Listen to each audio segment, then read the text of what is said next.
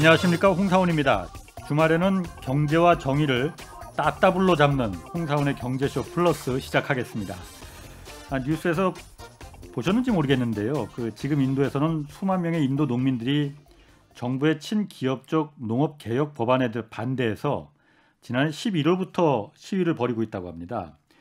인류 역사상 최대 규모로 추산되는 2억 5천만 명, 2,500만 명이 아니고 2억 5천만 명이 전국에서 24시간 동안 시위를 벌이기도 했고 겨울비를 동반한 매서운 추위에 수십여 명이 목숨을 잃기도 했다고 합니다. 그럼에도 인도 농민들은 여전히 이 농업개혁법 반대 시위를 거두지 않고 있는데요.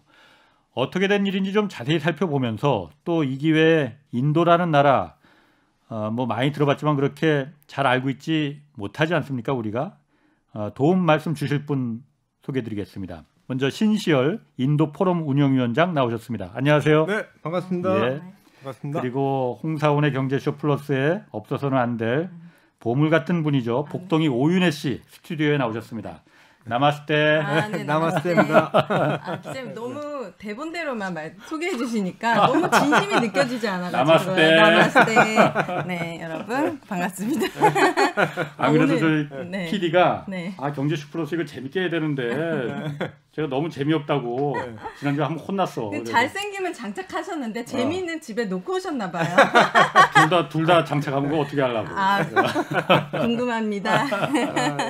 오늘 한번 그러면은 네. 재밌게 한번 해보랍니다. 예, 그렇게 진행하시죠. 예. 예.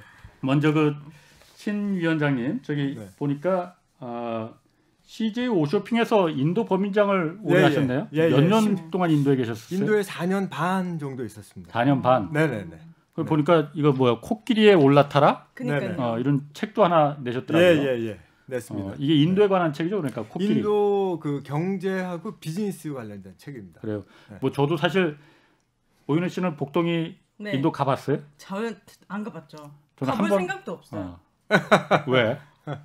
그냥 처음에는 환상이 있었는데 이제는 약간 무서워요. 코로나도 터지고 이러니까 뭔가 좀 위험한 나라라는 인식도 좀 있어가지고. 가보셨어요? 저는 한 번 가봤는데 어떠셨어요? 출장으로 한 번 가봤는데 그렇게 좋은 기억을 갖고 있지는 않아요. 이따 좀 얘기 드릴게요. 근데 인도가 한 번 가본 사람은 있어도 한 번만 가본 사람은 없대요. 여행으로 갔을 때. 일로 가셨잖아요, 기자님. 나 그 말에 나 좀 동의할 수 없어요. 나는. 그래요? 알겠습니다. 궁금합니다. 인도 농민 지금 보니까 거기가 농민 시위야 어느 나라나 다 있잖아요. 3개월째. 근데 여기는 좀 심각한 것 같아요. 아까 보니까 2억 5천만 명이. 네네. 그 숫자도 굉장히 많고 그다음에 상황도 조금 좀 이렇게 격화되어 있는 그런 상황이고요. 그냥 간략하게 제가 자초지종을 말씀드리자면, 그러니까 작년 9월에 이제 농업 관련된 농업개혁법이라고 해갖고 이제 의회 통과를 했는데. 그게 이제 마음에 안 든다고 해서 이제 농민 시위가 계속 지금 이어지고 있는 그런 상황이고, 예를 들어서 지난달 1월 26일 같은 경우에는 리퍼블릭 데이라고 해가지고서 굉장히 이제 공화국의 날, 그런데 기념해가지고서 굉장히 심하게 트랙터 수백 대를 동원해가지고서 델리 시내로 이렇게 진입을 하는 그런 시도도 하면서 경찰들하고 굉장히 심하게 대치를 했었습니다. 아니 그런데 농업개혁법이 저희 잘 몰라서 어떻게 바꿨길래 농민들이? 그러니까 이제 농산물 거래, 그러니까 세 가지 구분으로 나뉘어지는데 그냥 쉽게 농산물 거래에 관련된 거, 가격 보장에 관련된 거, 그다음에 필수 식품 관리 이렇게 관련되는 것들인데 요것이 이제 핵심적인 내용은 뭐냐면은 기존에는 APMC라 그래가지고서 인도 정부가 무슨 농산물 시장 위원회 그런 게 있어갖고 최저 가격을 사실은 보장을 해주는 형태로 해서 국가가 정부가 그러다 보니까 이제 농민들 입장에서는 최저 가격이 보장되면 안심이 좀 되잖아요. 그런데 농민들이 판단하기에 이 농업개혁 법안은 통과가 된 것이 자기들이 봤을 때는 최저 가격 보장이 이거 안 될 것 같아 하고 생각을 해서 굉장히 심하게 지금 반대를 하고 있는 그런 상황입니다. 세 달째. 그러니까 그게 그러면 국가가 하던 걸 네네. 민간에 넘기는 거예요. 민간 유통 그 회사한테 이렇게 넘기는 그런 내용으로 되다 보니까 이제 겉으로 보기에는 예를 들어서 뭐 선진화도 현대화도 될 것 같고 그다음에 합리적으로 가격 결정도 될 것 같은데 예를 들어서 이런 거죠. 뭐 한 15년쯤 전에 그 비아르주라는 주가 이렇게 북부에 있거든요. 네. 그래갖고 비아르주에서 이 비슷한 그 법을 농협개혁법하고 이렇게 비슷한 걸 통과시켰는데 참고로 현재 펀잡주에서 100kg에 한 25불 정도 받을 수 있는 쌀 한 가마니가 똑같은 100kg가 비아르주가 그 유사한 그 법이 통과됐다고 하는 15년 전에 그게 이제 뭐 한 16불 정도밖에 못 받아요. 그러면은 계산해 보면 한 35% 정도가 빠지잖아요. 그래서 비슷한 류의 일이 벌어질 거라고 생각하고 이렇게 극렬하게 반대를 하는 거죠. 근데 그거는 농민들이 제가 보니까 우리나라하고 똑같은 것 같아요. 네. 저희가 그 얼마 전에 그 농산물 가격의 비밀이라는 이 프로그램이 하나 있었거든요. 네. 우리나라를 가락 도매 시장이나 농산물 시장이 전부 다 도매 법인이라는 데가 5개 정도 있어. 근데 이 5개 주요 주주들이 전부 다 농업하고는 관계없는 전부 다 철강 회사, 그렇죠. 그리고 또 뭐 그 건설 회사, 그리고 사모 펀드들 여기거든요. 그러다 보니까 우리 왜 흔히 뉴스에서 많이 보잖아. 그러니까 배추값 산지에서는 1,000원인데 소비자들은 10,000원이잖아요. 굉장히 비싸, 한 10배 비싸게. 민간 도매 법인들이 다 이걸 중간에서 이 수익을 착취하고 있기 때문에 이런 일이 벌어지는 거예요. 이거 한 것처럼 인도가 똑같네. 보니까. 반대할만하네요. 반대할 만해요. 그런 일이 충분히 벌어질 수 있으리라고 생각해서 지금 농민들이 좀 반대를 하고 있는 겁니다. 앞으로 어떻게 될까요?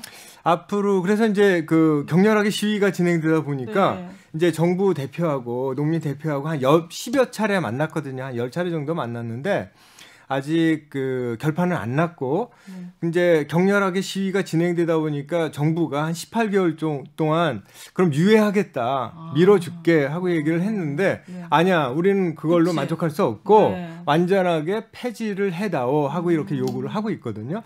근데 상황이 조금 좀 이렇게 복잡하게 돌아가는 것도 있습니다. 왜냐하면은 지금 그 주로 이제 시위에 참여하는 그 주가 이제 펀잡주하고 하리아나주라고 이제 델리 주위에 있는 펀잡주는 이제 파키스탄하고 접해 있는 그 주고요. 이렇게 그 농민들인데 이제 그 농민들한테 기존에 보면 이제 쌀하고 밀을 주로 생산하면서 쌀하고 밀이 정부 보조금이 제일 높았거든요. 그러니까 직접적인 타격은 사실은 제일 많이 받는 거예요. 펀잡주에 있는 농민들하고 하리아나주에 있는 농민들하고 특히 또 더더군다나 이제 펀잡주 같은 경우 옛날 그 시크교도 터반 이렇게 쓰고 기골도 장대하고 코스염도 이렇게 하고 용병으로도 많이 나가는 싸움을 잘하는 그런 주거든요.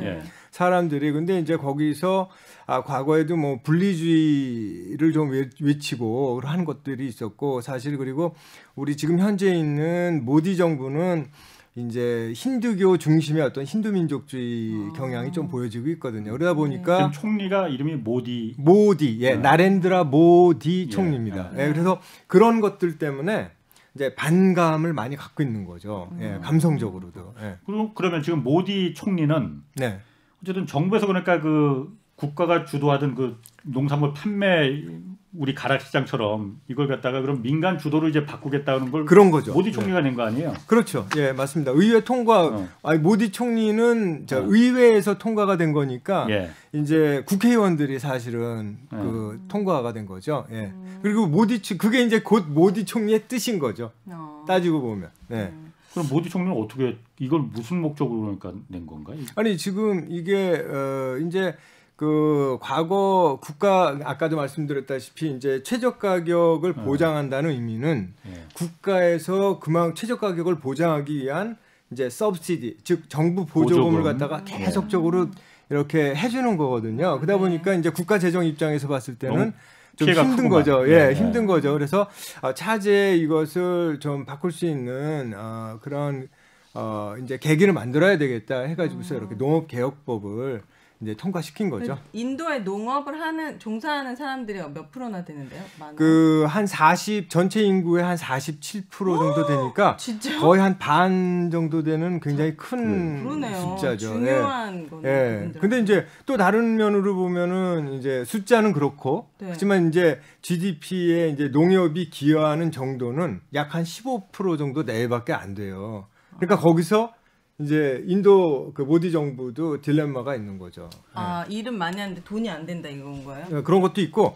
근데 이제 또 다른 면으로 보시면은 또 어떻게까지 생각하실 수가 있냐면, 자, 예를 들어서 그 최저 가격 보장이 안 된다고 했을 때, 그럼 먹고 살 길이 마련이 돼야 되는데 농민들 입장에서는. 그쵸. 근데 그 농민들 입장에서 봤을 때 그러면 농업이 아니라 예를 들어서 제조업이나 서비스업으로 이렇게 전환을 쉽게 할 수 있으면 괜찮잖아요. 네. 근데 지금 제조업 그 비중이 한 19.2% 정도밖에 안 돼요. 그러다 보니까 농업 비중 대비해서 농업 인구 대비해서 굉장히 작지 않습니까? 거기다가 또 인도 같은 경우 보면 이제 도시화율이 한 33%에서 34% 정도밖에 안 되거든요. 그러니까 농업을 통해 갖고 내가 먹고 사는 게 힘들면 뭐 도시로 가서 제조업에 취직을 하거나 공장에 취직하면 될 텐데 그런 것도 여건이 마땅치가 않다라는 점에서 이제 그 여러 가지 그 딜레마들이 생기는 겁니다. 인도는 뭘로 부강한 나라인데요? 그러면?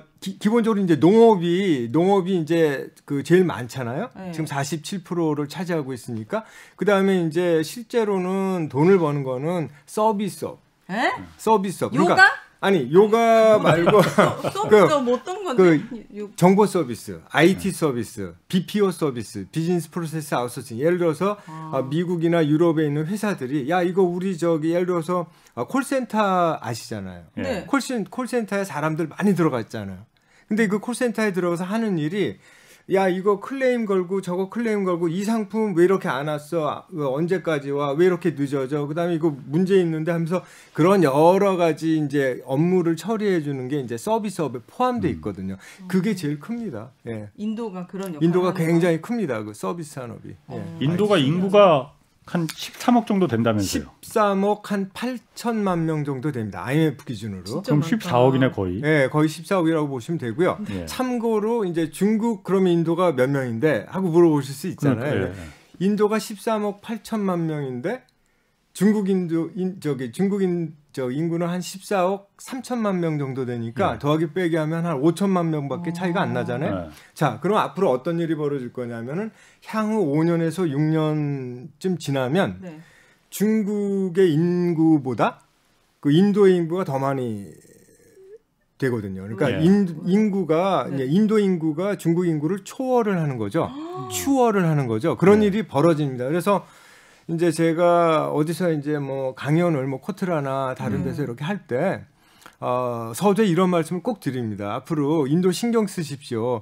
디지털 디바이드라는 건 들어보셨잖아요. 디지털 디바이드라는 게 정보를 알고 그 모르고 하는 그런 정보 격차 때문에 발생하는 그런 문제들인데 마치 디지털 디바이드처럼 그 인디아 디바이드라는 말이 유행될 수도 있겠다. 몇 년 후에. 왜냐하면은 그만큼 디바이드?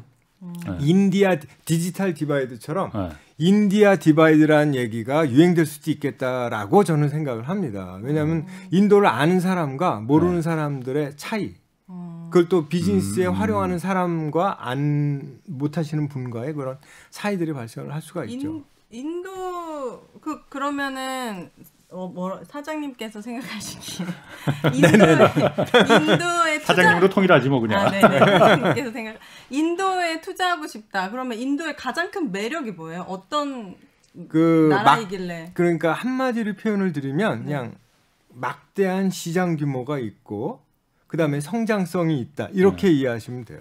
그래서 막대한 시장 규모는 자, 총인구 말씀드렸잖아요. 자, 그것도 어마어마한데 총인구도 중요하지만 또 진짜 중요한 거는 이제 인구 구조를 봤을 때 전체 인구의 50%가 반이 그 25세 이하고 전체 인구의 반, 그러니까 13억 8천만 명의 반이 25세 이하고 그다음에 또 전체 인구의 3분의 2, 한 67% 정도 되잖아요. 그게 35세 이하입니다. 그래서 중위 연령이 나이가 한 28세 정도 되는데 참고로 중국은 한 37.4세 되니까 네. 한 10세 정도가 더 많아요. 10살이 더 많아요. 아니 중국이요? 왜 어떻게 그렇게 된 거지? 그럼 거기는 인도는 고령 노인들이 거의 없어요, 그러면? 노인들이 많지가 않은 거죠. 아직 고령화 사회가 되려면 한참 남은 거죠. 수명이 짧은 거예요. 그 수명도 사실은 좀 짧고요. 그다음에 이제 중국 같은 경우에 산하 제한을 굉장히 70년대 그 초중반서부터 시작을 한 명만 나오라고. 예, 한 명만 나오라고 못 낳게 했잖아요. 네. 2명 이상 못 낳게 했잖아요. 그래서 그런 것들이 있다 보니까 아까 총인구도 이렇게 바뀌어지고 그다음에 또 그 중산층이 굉장히 중요하잖아요. 왜냐하면 중산층이 소비를 많이 해줘야 그 나라의 경제가 이제 그 성장을 하니까. 그런데 중산층의 숫자도 한 2억 명 초반대 정도가 되고요. 그다음에 이제 예를 들어서 그 보스턴 컨설팅 그룹이라고 들어보셨는지 보스턴 컨설팅 그룹 같은 데서는 그 숫자가 25년이면 그러니까 앞으로 한 4년 5년 후잖아요. 그게 한 중산층의 숫자가 5억 한 5천만 명 정도 될 것 같다. 인도가. 아니 그런데 제가 이해를 못하는 게 이해를 못한다기보다 아까 그 인도의 인구가 한 13억 되고 중국이 14억이라고 하셨잖아요. 뭐 일각에서는 그러니까 인도가 출생신고 이런 게 복잡해서 그렇지 이미 중국 인구를 넘어섰다는 그런 얘기도 말씀도 있어요. 하는 분이 그런데 있습니다. 뭐 13억이나 14억이나 뭐 하여튼 많은데 인구도 많아, 땅도 커, 또 젊은 세대가 많아. 많아요. 그리고 또 인도는 영어도 다 잘하잖아요. 영어 잘합니다. 그런데 왜 경제가 규모나 이런 부분이 중국에 비하면은 한참 떨어져 있는 것처럼 또 실제로 저희도 그렇게 느끼고 있잖아요. 왜 그런 거죠? 아무래도 전체적인 그 인프라가 개발이 좀 많이 안 돼 있습니다. 그래서 직접 가보시면 한번 가보셨다고 말씀하셨잖아요. 직접 가보시면 도시는 조금 덜한데 도시를 조금 외곽으로만 벗어나도 그 사실 그 비포장도라도 많고 비포정도로도 많고 아직 개발이 좀 덜 됐거든요. 그리고 전체적으로 보면 도로나 철도 그다음에 이제 우리가 이제 흔히 알고 있는 공공 기반 시설 뭐 항구라든지 부두라든지 교량이라든지 고속도로 그다음에 이런 것들이 다 좀 많이 부족합니다. 그러다 보니까 이제 그런 부분들이 중국하고의 차이가 많이 나는 거죠. 더더군다나 플러스 그 아까 말씀드렸다시피 그 중국은 지금 제조업 비중이 한 60% 되지 않습니까? 근데 인도는 아직도 뭐 한 도시화율이 그렇고요. 그 제조업 비중이 인도는 한 19.2% 정도밖에 안 되는데 중국 같은 경우에는 한 40% 가까이 육박을 하거든요. 그러다 보니까 이제 차이가 그런 데서 많이 나는 거죠. 제가 아까 그 인도를 그러니까 아까 우리 복동의 오윤혜 씨가 한 번 가본 사람 한 번도 안 가본 사람은 있어도 한 번만 가본 사람은 없다고 했잖아요. 저는 근데 한 번 가봤을 때 그러니까 어디 가보셨죠? 어디 가보셨죠? 델리 가보셨죠. 델리를 갔었는데 그 대기 오염이 너무 심하더라고요. 많이 심합니다. 그래서 그 정말 이렇게 그 배기가스 특히 거기 뭐라고 하죠? 그 제 오토바이에 이렇게 배기가스하고 매연. 매연. 그 냄새가 막 맡아지더라고요. 많이 그래서 나죠. 인도가 땅도 이렇게 넓은데 왜 이렇게 대기 오염이 심할까? 그 부분에서 제가 그런데 오히려 제조업이 그렇게 비중이 낮다는 게 오히려 좀 의아하더라고요. 인도가 그리고 그 제조업이 한국 현대자동차도 거기 들어가 있잖아요. 들어가 있죠. 뭐 그렇고 IT 산업 굉장히 발달해 있고. 발달해 있습니다. 뭐 우리가 뭐 타타 자동차도 거기 뭐 그 언뜻하면 알고 있고 제조업이 많이 발달할 것으로 이제 전 생각했었는데 그렇지는 않군요. 그러니까. 그렇지 않습니다. 19.2%의 비중을 갖고 있으니까 GDP에서 아직 발달이 좀 덜 돼 있는 건 맞습니다. 사장님께서 생각하시기에 저는 지식이 짧은 저로서는 중국처럼 이렇게 인구가 많은 나라들은 사회주의 국가잖아요. 중국은. 그래서 컨트롤이 사실 잘 되고 잘 되죠. 그래서 그게 중국이 막 엄청 크고 빠르게 성장할 수 있는 원동력이다라는 생각을 했거든요. 근데 인도는 보니까 민주주의 최대 민주주의 국가잖아요. 완전 극과 극이잖아요. 극과 극. 그럼 이게 인도의 발목을 잡고 있는 건가 아니면 이게 중국과 다르게 어떤 장점이 있나요? 아까 이제 이런 거죠. 아까 사회주의 공산주의 그 국가에서는 예를 들어서 중국이다, 러시아다 그러면은 그들이 원하는 예를 들어서 그 인프라를 깔아야 도로든 철도든 뭐 항만 부두 교량 하려면 야 이거 해서 계획 잡아서 하면 해야 되잖아요. 네. 근데 이제 인도는 최대 그 민주주의 국가다 보니까 중앙 정부가 있지만 그 28개 주의 그 주정부의 힘도 굉장히 크거든요. 그다음에 주정부 밑에는 또 예를 들어서 그 커뮤니티가 또 이렇게 다 이렇게 있을 거 아닙니까? 예. 그래서 이제 그런 것들이 그 중국의 사회주의처럼 공산주의처럼 이렇게 일사불란하게 움직일 수가 없습니다. 예, 그래서 이제 예를 들어서 포항제철이 인도가 갖고 그 제철소를 갖다가 어마어마하게 한번 지려고 노력을 하다가 안 된 게 케이스가 굉장히 큰 케이스가 남아 있거든요. 10년 이상 노력을 했는데 안 됐거든요. 10년이 됐는데. 그래서 거기는 그 예를 들어서 중앙 정부에서도 찬성하고 주정부에서도 찬성을 해도 그 밑에 있는 촌락의 네. 그 이장이 예를 들어서 네. 야 그거 안 돼. 우리 도저히 할 수 없어. 하고 막 안 된다고 하고 이렇게 시위하고 그러면은 그거 이렇게 그 시샘말로 깔아뭉개기 되게 힘듭니다. 그럼에도 불구하고 왜 네. 인도를 이렇게 가능성 있는 땅이라고 네. 본척 한 100년은 넘게 걸릴 수 있죠. 아니 그런데 이제 제 얘기가 아니라 네. 예를 들어서 이런 거죠. 무슨 뭐 컨설팅 회사라든지 아니면 IMF나 OECD나 월드뱅크에서 봤을 때 네. 객관적인 숫자에 기반해 가지고서 뭐 경제 성장률이라든지 GDP의 크기라든지 1인당 GDP라든지 그밖에 뭐 노동 인구, 경제 활동 인구의 성장이라든지 그밖 중산층의 성장이라든지 하는 것들이 다 이렇게 그 시장 규모하고 그 부하고 웰스 부하고 이렇게 연결이 다 되거든요.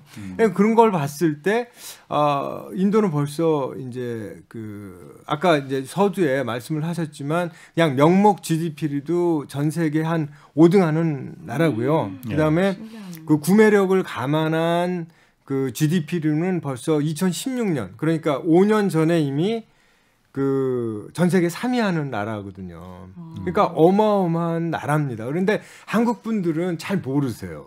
그래갖고 제가 답답하죠. 맨날 중국 하니까 제가 답답하죠. 예. 인도는 진짜 예. 접할 기회가 없네요. 근데 내가 그 여기 지금 들어오기 전에 네네. 그래서 인도 관련해서 쭉 한번 뉴스를 한번 좀 이렇게 쭉 한번 검색을 한번 해봤거든요. 네. 근데 아주 눈에 띄는 게 있더라고요. 네네. 이게 보니까 네. 뭐죠? 어쨌든 코로나가 네네. 거기 인도도 굉장히 극심했었잖아요. 극심했었죠. 작년에. 네, 작년에. 미국이 하루에 확진자가 10만 명 정도인데 인도도 그랬다고 그러더라고요. 네네, 인구가 맞습니다. 많으니까. 예. 그런데 지금 한 10,000명 아래로 떨어졌다고 그러더라고요. 지금 엊그제 보니까 한 9,100명 정도 되더라고요. 9,100명. 하루 확진자. 예. 그러니까 몇 달 만에 한 10분의 1로 또 감소한 거잖아요. 네네. 어떻게 그랬지? 마스크? 아니. 마스크만으로 그렇게 10분의 1이 떨어질까?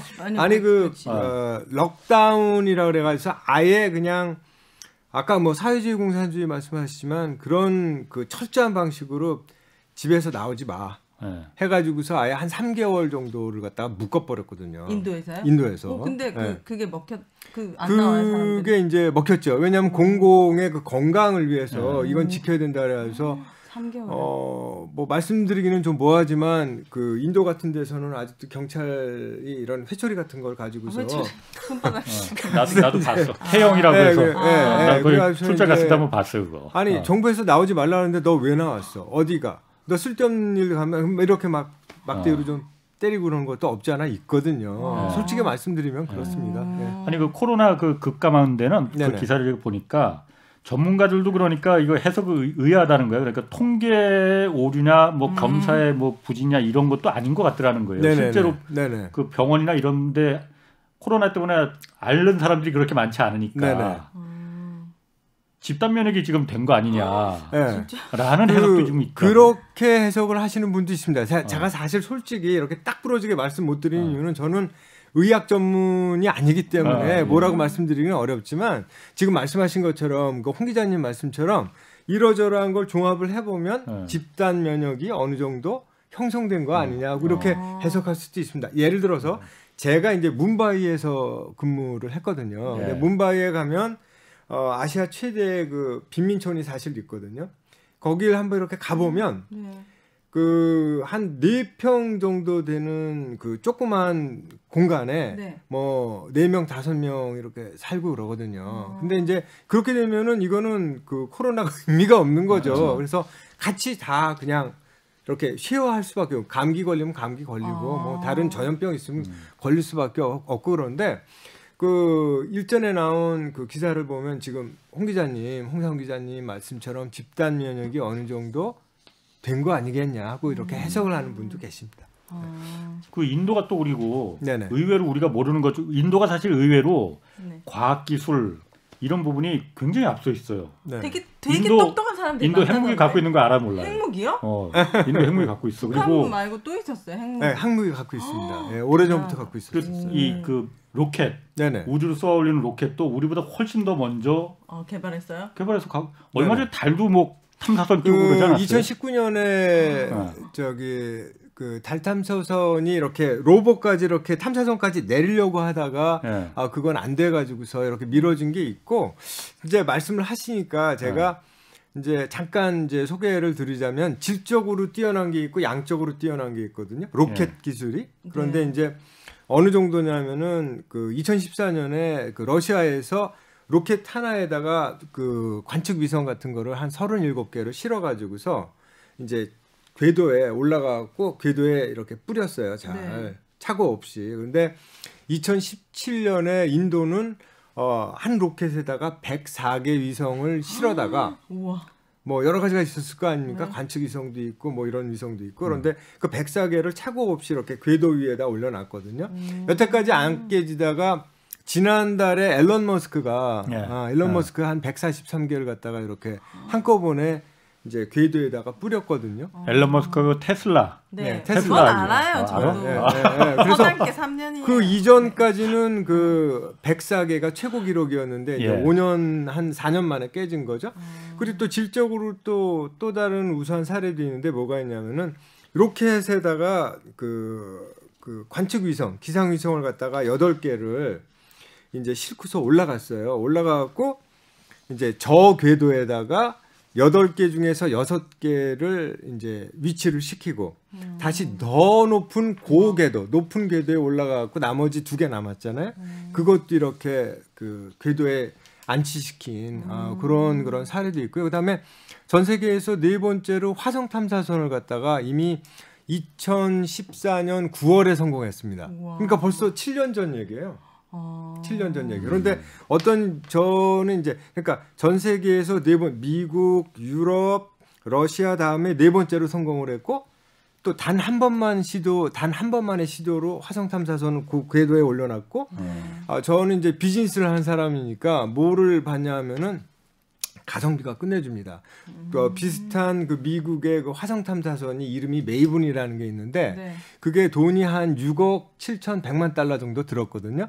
근데 인도의 그 망갈리안이라는 화성 탐사선은 7,500만 불밖에 안 들었어요. 그러니까 미국의 10분의 1 비용으로 이제 똑같은 미션을 한 거죠. 그럼 돈이 왜 그렇게 적게 든 거예요? 그만큼 이제 그 전체적으로 그 정교하게 그러니까 수학이나 그 물리학이나 엔지니어링이나 여러 가지 것들이 소프트웨어들 그런 것들이 이렇게 굉장히 유기적으로 잘 조합이 된 거고 또 인도 대비해서 미국 대비해서 한 4분의 1 정도로 모든 비용이 기본적으로 들어간다고 보시면 되는 거고요. 그 다음에 이제 그 여러 가지 이제 부품이라든지 하는 것들도 상당히 저렴하게 조달을 한 거죠. 그래서 결과적으로 10분의 1밖에 안 들었으니까 미국이 들이는 비용에 모디 총리는 그때 이런 얘기를 했습니다. 뭐 미국에서 영화 한 편 만드는 비용으로 화성 탐사선 성공시켰다고 그런 얘기를 했습니다. 실제로 했어요. 네, 발리우드. 끝내주죠. 네, 근데 인도가 저희가 너무 약간 짧게만 알고 있어가지고 굵지도 않고 짧고 얇게만 알고 있어가지고 그러면은 말씀하신 대로 똑똑한 사람들이 많으니까 과학기술도 엄청 발달했고 그렇죠. 그죠? 네네. 아까 말씀드린 서비스업도 발달했고 발달했습니다. 그러면 인도로 가서 비즈니스를 나는 이 2개 분야가 아니면 또 할 수 있는 게 있나요? 여러 가지가 있을 수가 있죠. 카페 창업 이런 것도 괜찮나? 카페 창업을 실제로 하시는 한국분이 뭐 있으십니다. 그 뭄바이에서 한 3시간 떨어져 있는 도시에 이제 푸네라는 도시가 있는데 거기서 카페 창업을 하셔갖고 프랜차이즈를 갖다가 뭐 5개, 8개 이렇게 늘리시는 분도 있고 여러 가지가 있을 수가 있죠. 그리고 한국에서는 보셨을 때 이제 뭐 화장품 같은 것도 괜찮을 수가 있고요. 그다음에 주방용품이나 생활용품 같은 것들이 괜찮을 수 있습니다. 네. 약간 베트남이 떠올라요, 저는. 아니 그런데 베트남하고는 좀 시장이 다른 거. 차원이 좀 다른 것 같아요. 훨씬 큽니다. 그러니까 시장이. 그리고 그 백신도 이번에 그러니까 코로나 이거 그 사태 터지면서 인도를 세계 약국이라고 그 요즘 부른대요. 그러니까 그냥 백신을 전 세계에서 개발했어요? 개발한 게 아니고 개발은 여기서 한 게 아니고 생산할 수 있는 백신을 개발하면 누군가 생산을 해야 될 거 아니야. 그 공장이 있어야 될 거 아니야. 기존의 백신의 전 세계 생산량의 한 60%를 인도에서 만들었다고 그러더라고요. 예, 아스트라제네카도 그 개발은 영국 거지만 그 인도에서 하는 거고 한마디로 인도는 복제약의 천국이거든요. 복제약? 복제약. 복제약. 예, 라이센스가 이제 끝나서 누구나 만들 수 있는 약. 예, 그런 것들의 천국이 인도입니다. 인도. 그럼 그런 부분은 한국도 어쨌든 그 복제약 뭐 CMO라고 하잖아요. 그렇죠. 예. 이 그런 부분을 많이 그 GMO 말고 CMO라고 GMO는 이제 유전자 변형도 그거 아니야. 남았을 때. 네. 저도 남았을 때. CMO. 네. 한국도 이제 그 기업들이 많은데 인도하고 그 부분은 좀 이렇게 그 뭐라고 해야 되나 경쟁이 되고 쫑이 나는 부분이 좀 있겠네요. 경쟁이 되는 부분이 있죠. 저희 근데 이제 인도는 아까 말씀드렸다시피 전 세계 그 백신 코로나 백신의 한 60% 내외를 할 만큼 이렇게 어마어마한 규모이기 때문에 이제 경쟁은 뭐 부분적으로 되지만 대부분 뭐 미국이나 유럽이나 뭐 영국 같은 나라도 마찬가지지만 백신 생산은 개발은 그쪽에서 하더라도 생산은 인도에 맡겨서 왜냐하면 그 제가 여러 가지로 말씀드렸지만 워낙에 노동비 그러니까 인건비도 싸고 여러 가지가 싸니까 부대 비용이 싸니까 인도에서 만드는 거죠 백신을. 그 어쨌든 인도가 인구도 많고 막대한 그 시장 규모라고 이제 하는데 사실 여태까지 우리들 봤을 때 뭐 미국 시장, 중국 시장, 한국 사람들 입장에서 봤을 때. 뭐 유럽 시장 이렇게는 뭐 했어도 흔히들 말하지만은 인도 시장 뭐 그게 얼마나 되겠어? 뭐 이렇게 나만 그렇게 생각했나? 아니요, 우리가 또 물리적으로 멀리 있으니까 너무 체크하기 힘들어요. 네, 체감이 잘 안 되죠. 너무 안 돼요. 안 중국보다도 훨씬 더 안 되는. 네, 안 되시죠. 그 시장 규모가 그럼 이 크다는 걸 좀 예를 들어서 좀 설명해 주실 수 있어요? 예를 들면 이런 거죠. 이제 휴대폰 다 쓰시잖아요. 휴대폰, 스마트폰 다 쓰시는 건데 이제 올해가 2021년인데 올해 기준으로 봤을 때 그 스마트폰의 예상 판매량이 1억 7,500만 대 정도 되거든요. 올해 1억 올해만 1억 7,500만 대 정도 되고요. 그 다음에 그 전체는 한 3억 대 팔린다고 보시면 됩니다. 신규로 팔리는 휴대폰의 숫자가 한 3억 대 정도 되는데 그 중에서 스마트폰이 1억 7,500만 대 정도 되고 나머지가 이제 흔히 우리가 피처폰 그러거든요. 인터넷도 잘 안 되고 그런 것들. 그 폰도 한 40% 그러니까 한 1억 2천만 대 정도는 그 피처폰이 아직도 팔리는 시장입니다. 네, 그러니까 어마어마한 거죠. 네, 시장 규모가. 인도 사람들은 이렇게 한국 사람에 대해서 호감도가 높나요? 호감도가 괜찮습니다.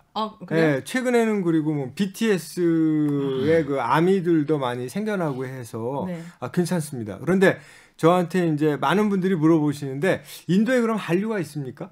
하고 물어보거든요.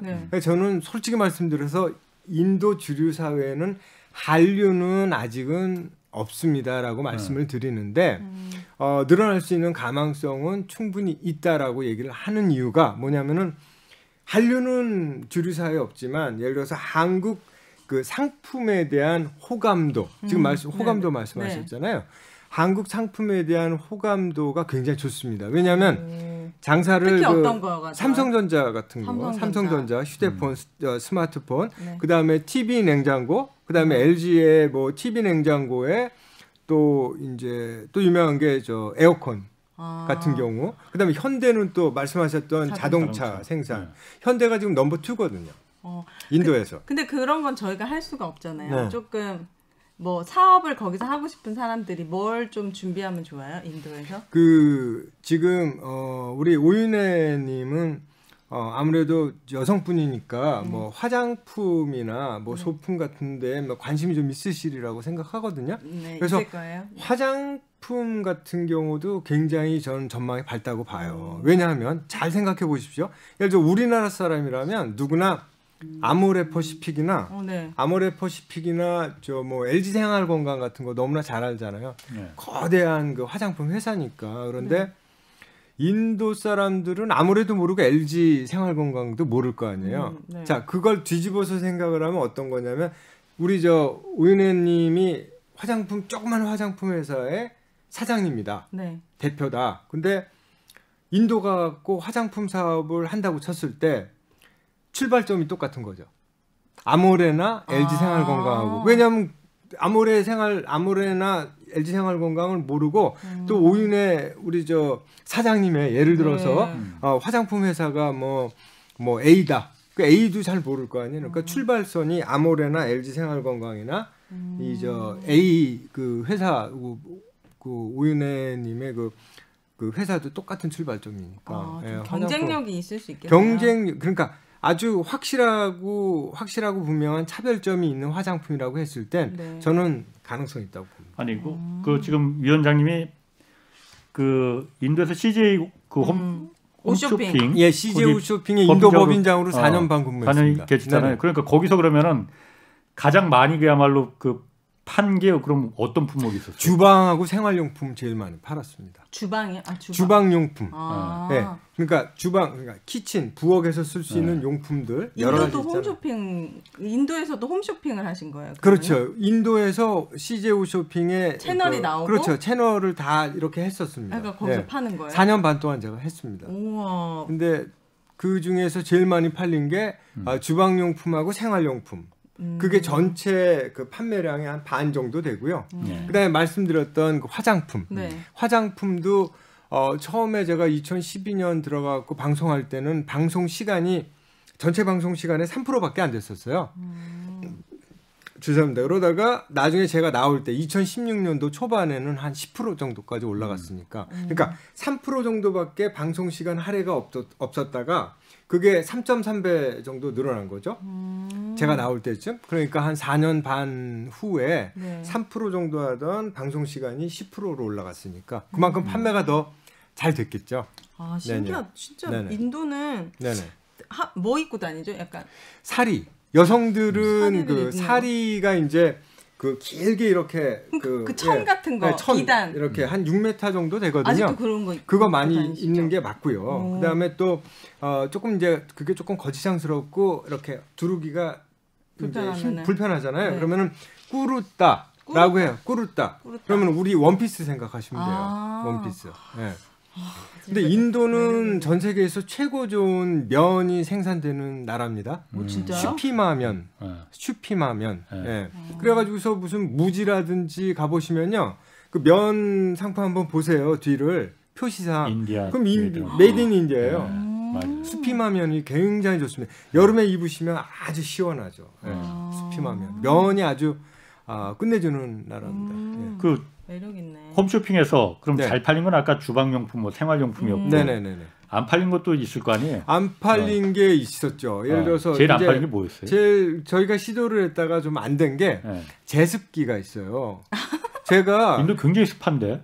굉장히 습하죠. 더더군다나 6월부터 9월까지는 우기가 있거든요. 네. 그러니까 우기가 있으니까 우리의 장마철보다 훨씬 더 많이 비가 온다고 생각하시면 되거든요. 네. 그러면 어떤 일이 벌어지냐면은 제가 우기 좀 끝나고 나서 이제 신발장을 무심코 열었는데 거기 그냥 곰팡이가 막 펴 있는 거, 네. 옷장에도 곰팡이가 펴 있고 네. 결국 그 습기 때문에 무더운 나라에 습기가 이제 많으니까 그런 일이 벌어지는 거거든요. 그래서 제습기하면 되겠다고 생각하고 했는데 실패를 했어요. 왜죠? 왜 실패를 했냐면은 일단 가격이 너무 비쌌다.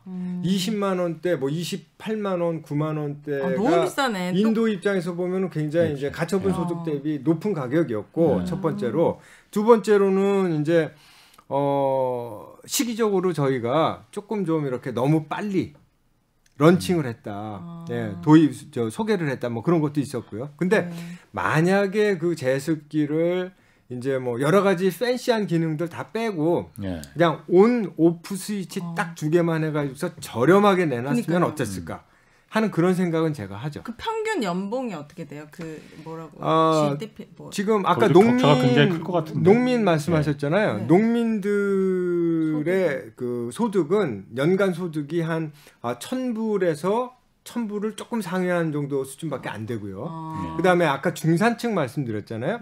그 중산층은 7,500불에서 한 37,700불이니까 우리로 치면 한 1년에 1,000만 원 정도에서 한 4천만 원 정도 사이 정도 되는 분들이 한 중산층이다 이렇게 보시면 되죠. 1,000만 원에서 4천만 원. 네, 그 사이에 있는 분들이 중산층. 그리고 농민들은 거의 한 1,000불을 조금 상회하는 거죠. 120만 그러니까 한 120만 원, 130만 원, 예, 150만 원 미만인 경우가 이렇게. 그러니까 안 팔리죠. 가습기가 20 얼마인데 어떻게 팔려? 아니 그래도 보세요. 아까 중산층의 숫자가 2억 명을 조금 초과한다고 말씀드렸잖아요. 그래도 힘들어요. 그 가격은 하여튼 너무 비쌌어. 네, 그런 일이 있었고요. 한 5만 원짜리 나오면 살 수도 있겠다. 그렇죠. 그죠? 예, 제가 생각하는 것도 한 5만 원에서 한 8만 원 정도 개발해서 얼른 인도 가면 좋을 것 같아요. 인도에도 어쨌든 그 기업들이 많잖아요. 제가 아까 많죠. 뭐 자동차 기업 타타를 뭐 말했지만 타타 말고 타타요? 타타는 뭐예요? 타타라고 자동차 회사 이름이 현대같이. 그렇지. 인도 그 국영 기업이죠, 타타가. 타타는 국영 기업은 아니고. 그래, 아니에요? 타타 그룹의 자동차 회사입니다. 타타 그룹에. 네네. 뭐 어떤 그 좀 유명한 기업들이 좀 있어요. 여러 가지가 뭐 10대 그룹이 있고 뭐 이제 몇 개를 소개를 할 수가 있는데 이제 시간이 제한돼 있으니까 한 가지만 인도를 대표하는 기업.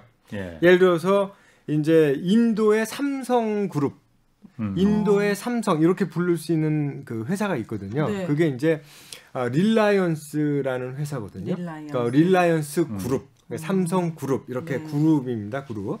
그런데 이제 릴라이언스 그룹의 이제 주인이 누구냐면 무케시 안바니라는 분인데, 무케시 안바니라는 분은 전 세계에서 한 5등 정도 되는 부자고, 개인 재산이 한 95조 원 정도 있어요. 그다음에 아까 그 모 회사 중에 제일 큰 게 이제 릴라이언스 인더스트리라는 회사가 있는데 그게 마켓캡이 시장 가치가 한 195조 원 정도가 되고요. 근데 이제 실제로 이제 한국 분들한테도 조금 알려진 스토리가 뭐가 있냐면 2018년 12월 달에 딸이 결혼했는데 딸 이름이 샤샤인데 비슷하게 생긴 것 같아요. 딸이랑요? 너무 예쁘게. 그 딸로 태어났어야 되는데 지금. 근데 이제 결혼을 할 때 한 1,100억 정도가 들었다고 이렇게 보도가 됐거든요. 1,100억 원. 1,100억 원. 그러니까 5일 동안 최소한 3일에서 한 5일 정도를 계속 낮밤 안 가리고 결혼식 피로연도 하고 이렇게 하거든요. 식을 다 포함해가지고. 그런데 이제 그 주변에 한 5천 명을 갖다가 5일 동안 다 먹였고, 5천 명. 예, 그다음에 또 뭐 그 잘하시는 비욘세, 비욘세도 초청을 해서 초청 가수로 비욘세가 축가를 불렀습니다. 그리고 힐러리 클린턴도 와가지고서 같이 선글라스 끼고서 이렇게 사진 같이 찍었고 몇백억씩 주니까 아꼈죠. 그렇지. 그러니까 뭐 여비를 좀 줬겠죠. 두둑하게. 그다음에 우리 그 저 삼성전자 이재용 회장도 갔어요? 그때 갔었고 또 그 4개월 있다가 3개월 있다가 그 아들도 결혼했거든요. 그러니까 딸 결혼식도 가고 아들 결혼식도 가고 그렇게 했었어요. 아들 결혼 때도 그럼 1,000억 썼어요 그러면은? 그런 정도 썼죠. 아들 결혼식. 이 회사는 대표적으로 뭘 만드는 회사인데? 원래 시작을 할 때는 에너지하고 석유, 화학 이렇게 시작을 했거든요.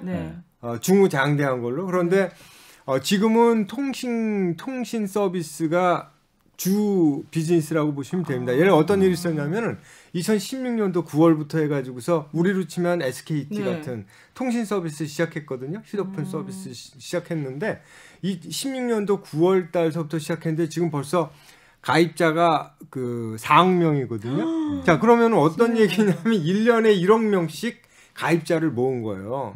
그러다 보니까 뭐 이제 거기는 4G 네트워크 LTE로만 이제 사용을 했고 그다음에 공짜폰 주고 데이터 서비스를 무지하게 저렴하게 줬거든요. 그래갖고 이렇게 그 인도를 대표하는 넘버1 기업이 됐죠. 릴라이언스 그룹 무케시 안바니. 그 통신 기업이 없었을 때는 거기서는 어떻게 전화랑 인터넷을 그 전에는 뭐 보다폰이라든지 영국의 그 통신 그 회사 보다폰이라든지 바티 에어텔이라는 회사가 이렇게 하다가 주름 잡다가 그 사이를 비집고 이제 릴라이언스 그룹이 JIO라는 회사명으로 시작을 했어요. 그래서 몇 년 사이에 4억 명을 모은 거죠. 우리가 어쨌든 뭐 이게 경제 프로그램이니까 네네. 인도 그 큰 시장 한번 들어가서 뭐 해보겠다. 네네. 사업 그 트렌드. 네네. 이게 좀 어떤 게 좀 그러면 좀 추천해주고 싶어요. 제가 생각할 때는 아직도 아까 화장품도 말씀을 드렸으니까 그것도 하나 꼽을 수가 있겠고요. 그 다음에 제가 이제 그 주방용품하고 이제 생활용품을 많이 방송을 했다고 말씀드렸잖아요. 근데 솔직히 이제 제가 있을 때도 그렇지만 제가 이제 2016년도 봄에 그 한국으로 다시 나왔거든요. 근데 그때 기준으로 그때가 이제 그러니까 한 4년 전인 거죠. 근데 그때도 제가 판단할 때는 아직까지 예를 들어서 무슨 뭐 그 생활용품이나 주방용품의 하우징이라 그러잖아요. 마감 이렇게 뭐 삐죽삐죽한 면이라든지 그거 이렇게 거칠지 않게 둥글게 손도 안 다치게 아이도 안 다치게 하는 그런 마감 처리라든지 그런 것들이 아직까지는 좀 많이 부족하다고 생각을 하거든요. 그래서 저는 봤을 땐 주방하고 생활용품도 잘 될 수 있을 것 같고 화장품 말씀드렸고 그다음에 또 한 가지는 이제 그 제가 이제 모디 정책의 핵심을 꼽으라면 제조업 육성하는 거하고 인프라를 개발하는 거거든요. 근데 인프라를 개발하는 거를 2014년도 5월서부터 이제 총리로 뽑혔으니까 그때 이후로 계속해서 강조를 해왔을 거 아닙니까? 5년 이상. 근데 아직도 그게 그 제대로 이렇게 확충이 안 됐거든요. 인디아 그 인프라가 그래서 지금 다시 이제 얼마 전에 계획을 내놨는데 NIP라고 그래갖고 내셔널 인프라스트럭처 파이프라인이라고 해갖고 내놨어요. 근데 그게 결국은 뭐냐면 돈 단위로 생각을 하자면 2025년까지 아직도 한 5년 남았잖아요. 근데 그때까지 한 우리 돈으로 2,000조 원 정도를 갖다가 이렇게 투자를 해서 예를 들면 뭐 에너지, 그 다음에 도로, 그 다음에 도시, 그 다음에 철도 이런 것들을 확충하는 데 집중하겠다. 그러면 그게 한 전체 그 2,000조 원의 70%를 거기에 쓰겠다 그랬거든요. 그래서 그 얘기는 결국 건설 자재 관련된 부문에 시장 기회가 있는 거죠. 사실은 우리 한국 입장에서 봤을 때. 그렇네. 뭐 굴삭기 이런 거 수출하고. 굴삭기 같은 것도 인도는 이상하게 그 베코로도라고 잘 모르시죠? 호랑이. 그러니까 베코로도가 이제 이렇게 중장비의 일종인데 좀 조그만 규모예요. 베코로도라고. 근데 이제 우리가 봤을 때는 그거보다 훨씬 큰 중장비가 많이 쓰여져야 될 것 같아서 사실은 건설 자재업 하시는 분, 그다음에 이제 파야 되고 메꿔야 되고 하는 여러 가지 그 장비들이 많이 필요하니까 그런 건설 장비업하고 그다음에 또 이제 뭐 아까 말씀드린 건설 자재도 여기저기 교량이나 항구 뭐 공공시설 확충하는데 필요한 것들이 다 소용되겠죠. 시장 기회는 그런 데 있다고 보시면 됩니다. 그럼 또 들어갈 때 좀 주의할 점도 있을 거 아니에요? 우리 기업들이. 그런 점도 좀 경험해 보신 게 있을 거 아니에요? 그런 거죠. 이런 거죠. 그러니까 한국 사람들이 대표적으로 좀 성격이 급하지 않습니까? 빨리빨리 모든 걸 승부를 보려고 그러시거든요. 그래서 사실은 그렇게 하시면 안 되고 조금 좀 이렇게 천천히 차분히 이제 공부도 하고 들어가기 전에 인도 시장은 어떤 시장이다 하는 것도 공부도 하고 하시고 그다음에 또 그 공부하면서 여러 가지 궁금증들이 생긴 걸 갖다가 분야별로 내가 이제 화장품이다 그러면 화장품도 이렇게 깊숙이 들어가 보고 건설이다 그러면 건설업도 이렇게 깊숙이 들어가 보고 하는 그런 것들이 필요하고 그다음에 또 이제 말씀하신 것처럼 이제 일단 들어갔다. 그럼 들어가기 전에 마음을 급하지 않게 빨리빨리 하는 그 성격을 좀 버리시고 느긋하게 생각하시는 것이 좀 필요하다. 왜냐하면은 아직도 인프라도 그 열악하고 그다음에 뭐 뭐 여러 가지 국민 소득이라 그러니까 상류층은 굉장히 부자지만 네. 아직 하류층은 굉장히 가난하거든요. 그러니까 그런 것들을 감안을 했을 땐 시간적인 여유를 두고 공부하고 찬찬히 훑어보고 들어갔을 때는 너무 빨리 그 근성을 버려야 되고 천천히 준비해서 그 이제 승부를 봐야 된다는 그런 시장이에요. 쉽지 않겠네요. 말씀 들어보니까. 그 2018년인가 그 문재인 대통령하고 모디 총리가 그 한인도 비전 성명 한번 발표한 적이 있었잖아요. 네네네. 그때 그러면은 그 이후에 뭐 어떤 정부 차원에서 어떤 성과가 좀 있는 게 있었는지 실질적으로 가장 최근에 만난 2018년도 그 여름에 그 삼성에서 이제 공장을 휴대폰 공장을 증설을 했어요. 아, 인도예요? 그때 이제 문 대통령께서 가셨고 가서 쭉 둘러보셨고 그 다음에 이제 가장 최근에 만난 거는 모디 총리하고 가장 최근에 만난 건 2019년 2월달에 모디 총리가 한번 왔었습니다. 그때 이제 7가지에 대해서 이거 잘해보자 하고 얘기를 했었거든요. 거기에 이제 대표적으로 방산이 있고요. 방위산업. 아, 네. 무기. 중국하고 지금 국경을 한 3,488km를 마주대하고 있거든요. 그러니까 어마어마하죠. 맨날 싸우죠. 중국하고 인도하고 맨날 싸워.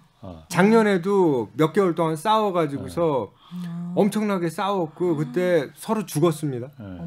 인도 군인도 한 20명 죽었고 그다음에 그 발표는 안 됐지만 중국 군인은 그보다 더 죽었다고 그러더라고요. 근데 이제 그 이후로 그리고 그 이전에도 벌써 2017년에도 몇 개월 또 싸웠습니다. 다른 장소에서 국경의 다른 장소에서 싸웠고 1962년에는 서로 이제 전쟁을 벌였었고요. 그다음에 1975년도에도 서로 총까지 이렇게 발사하는 그런 싸움도 벌였고 그다음에 2017년 그리고 작년 2020년 그렇게 했는데 하여튼 방산하고 식품 서비스업하고 그밖에 방산 식품 서비스 그다음에 건설 그다음에 또 IT 이제 뭐 이런 건 없었나요?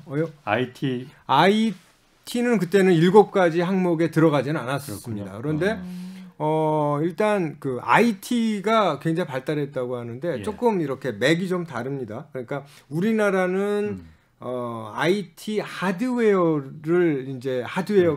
강점인 나라인 거고 인도 같은 경우에는 소프트웨어. 그러니까 조금 좀 다르죠. 우리나라는 하드웨어에 강하고 정보통신 그 강하지만은 인도 같은 경우에는 소프트웨어에 강한 겁니다. 조금 차이가 나는 거죠. 강하긴 강하다는 거잖아요. 네네. 근데 4년을 살아보셨잖아요. 인도에서. 4년 반. 인도에 살아보시니까 되게 장단점을 확실하게 알고 계실 것 같던데. 그렇죠. 어떤 게 제일 이 나라로서 매력이 있고 이건 좀 아니다 이런 거 있어요? 시간만 내가 확실하고 분명한 아이템을 가지고 잘 버티면 이 나라에서는 성공할 수 있겠다. 치킨 먹어요 그 나라는? 사람들? 치킨 먹으면 치킨 제일 많이 먹습니다. 그래요? 치킨 제일 많이 먹어요. 왜냐하면 기본적으로 탄두리. 탄두리 치킨이 그 지금 말씀 잘하셨는데 탄두리 치킨 굉장히 유명한 겁니다. 그래서 닭을 제일 많이 먹고요. 어차피 힌두교니까 소는 안 먹잖아요. 소는 안 먹고 먹어요? 돼지고기를 안 먹죠. 누가? 이슬람교도들은 돼지고기 안 먹습니다. 제 운전기사가 시장에서 장을 봤는데 그 돼지고기인지 알거든요. 그래서 이거 어떻게 좀 들어달라 그러니까 안 만지는 거예요. 만지지도 않아요. 이슬람교도니까. 그래서 그런 식으로 제가 봤을 때 확실하고 분명하게 차별화되어 있는 상품이나 서비스가 있으면 한번 해보심직하다. 단지 조금 시간은 좀 이렇게 생각보다는 오래 걸릴 수 있다. 그거는 좀 이렇게 유념하시고요. 네, 알겠습니다. 뭐 홍사훈의 경제쇼 플러스 오늘 여기까지 듣겠습니다. 잘 들었습니다. 네네. 오늘 함께해 주신 신시열 인도포럼 운영위원장 그리고 복동이 오윤혜 씨. 나마스테. 네, 됐습니다. 네, 주말에도 경제와 정의를 다 잡는 홍사훈의 경제쇼 플러스 마치겠습니다. 안녕히 계세요. 네, 감사합니다. 네.